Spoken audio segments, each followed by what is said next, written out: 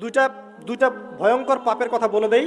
এই দুইটা পাপে যারা আসক্ত হয়ে আছে তারা তওবা করে ফিরে আসলে পরেও সারা জীবন তাদেরকে এটা সাফার করতে হবে। কথা বুঝতে পারছেন না? তওবা করে ফিরে এসেছেন মনে করেন, তারপরেও আপনাকে সারা জীবন এই পাপের ফলটা ভোগ করতে হবে।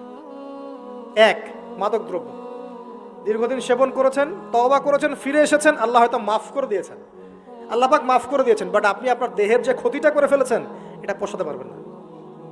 এক নাম্বার। দুই, তখন আপনি যদি বিয়ে করেন আপনি স্ত্রীকে সন্তুষ্ট করতে পারবেন না। হ্যাঁ। দুই নাম্বার হচ্ছে এই যে গোপনে যুবকরা যে পাপটা করে, মাস্টারবেশন, যেটাকে আমরা বলি হস্তমৈথুন, এই পাপ যেসব যুবকরা করছে বা করে, এবং অ্যাভেলেবেল এই পাপটা সবাই করে, কারণ এখন পর্নের যুগ, পর্ন দেখলে তো আর কোনো উপায় নাই, তখন তো এই পথেই যেতে হচ্ছে, নিজের উপরে নিজেকে জুলুম করতে হচ্ছে। যারা হস্তমৈথুন অভ্যস্ত হয়ে গেছে এরা যদি তওবা করে ফিরেও আসে, শরীরের যে ক্ষতিটা হয়েছে এটা পূরণ হবে না কখনো।